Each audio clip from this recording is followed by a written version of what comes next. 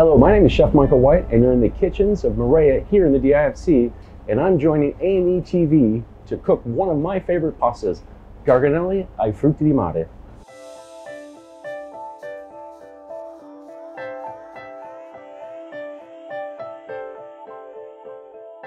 So we're going to start by the addition of a little bit of olive oil, and we always start with good olive oil, and then we're going to toast a bit of garlic. And when I say toast, I don't mean burn, but we want to get all the essential oils out of the garlic. And after we're going to add a little bit of the seafood. And this could be anything. Here in the kitchen, we're using a little bit of vongole veraci from Italy, as well as gamberi rossi from Sicily, and a little bit of scallop, and also lobster.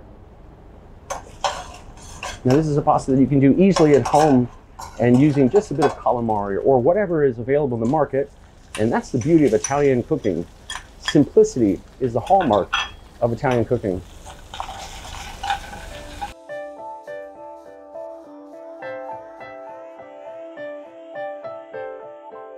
When we were looking to do our first outpost of Marea, I couldn't think of a better place to do it than here in Dubai. The availability of products, and obviously the guest is very much ready for this kind of Italian food. It's something that is for everyone.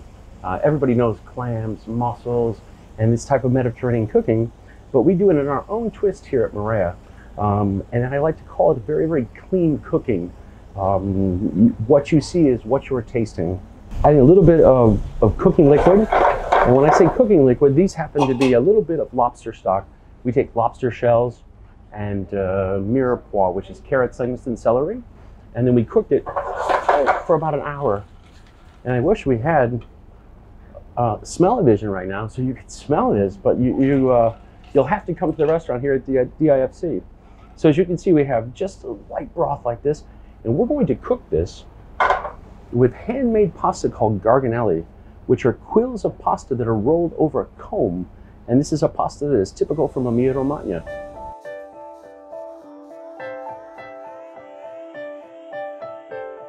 The menu here at Marea is very, very similar to that we have in New York City.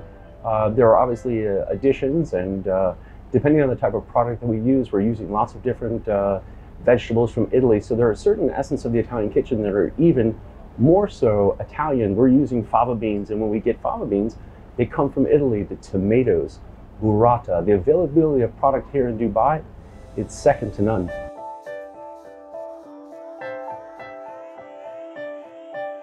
This is fresh pasta, and this pasta takes just a couple of minutes to cook. And really one of the keys to cooking great pasta is you want to finish it in the sauce. If the pasta needs to be cooked for 4 or 5 minutes, you would need to cook it only for 3 minutes, and then we'll finish it in the pan with a little bit of the cooking liquid. As the clams open up and the juices release from the seafood, those flavors are all absorbed into the pasta, making a very, very cohesive dish.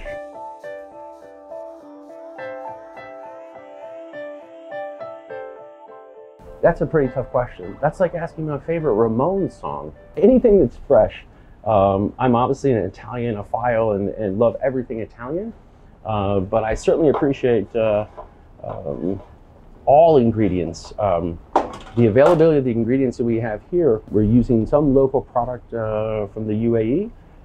The sepia, red mullet, those types of ingredients come right from the UAE. The other night I had somebody in the dining room, and they were asking me, how would you describe your cooking here at Marea? And I tell you, I said, how would you describe it? And I flipped the question right back at them. And they said, I can't exactly explain it, but it's so clean.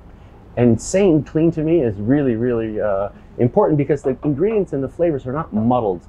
And a lot of times there's a misconception about what Italian food really is, meaning lots of garlic, lots of sauce, and that's really not inherently Italian cooking. Unfortunately, Italian cooking has kind of gone through a renaissance, and it's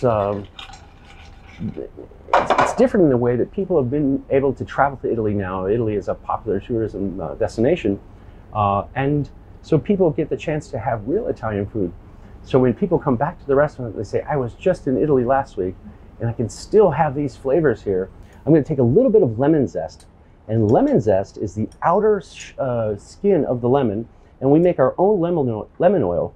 And so I'm just going to drizzle a little bit of lemon zest and oil inside, and that adds a brightness without adding the acidity of lemon.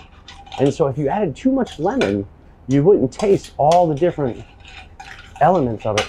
I like to call this low energy cooking. You know, on TV we see all the flames and the splashing of broth and flames.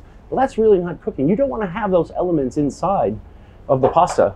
So you can see that I'm not boiling this, like frenetically boiling this or damaging the product. We have a sense of respect for the product that we use here.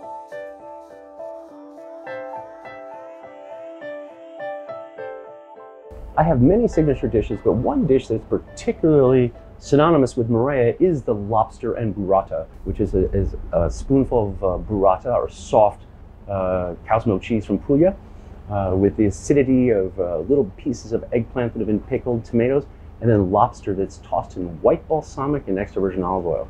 It's a real hit. And so now we're going to put a little bit of basil inside here, and you can see what the basil's cut with a very, very sharp knife. We don't want to bruise the basil.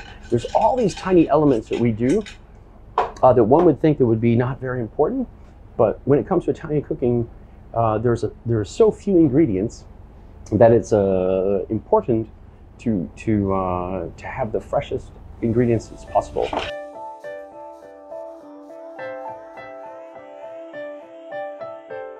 I love Middle Eastern cuisine, whether it's, I tell you, one of my favorite things is eggplant fate. It's amazing how there are so many correlations between Sicilian cooking and the frying of eggplant and the use of yogurt or ricotta and crispy chips, and the fact that those pita, that you never discard anything. And just like in Italian cooking, raviolis are made from brezzato or what have you, and then you put them inside a pasta with eggplant and the chips that are put inside.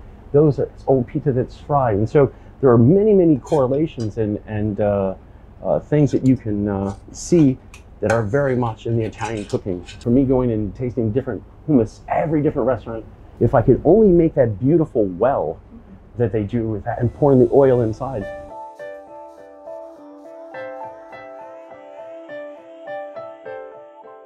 You know, chefs that get out of control and are yelling and screaming, that doesn't help get the food to the table any faster. I speak very, very softly in the kitchen, and when I speak softly in the kitchen, everyone has to listen. It's very well thought out and organized, and so therefore we don't have to yell and scream, and the ingredients are such that the cooking is simple.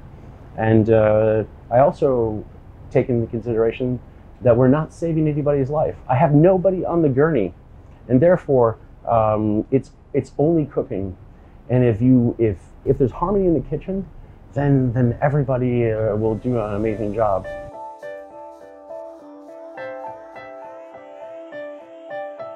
Hospitality, we forget that a lot of times. Being in the restaurant business is, you have to have the hospitality gene. If you do not have the hospitality gene, you might as well not be in this business, because people are coming to your restaurant not just for the food, but for the whole experience. The minute you walk in the door, how you're greeted, all these things are very, very important, and I take it into great consideration.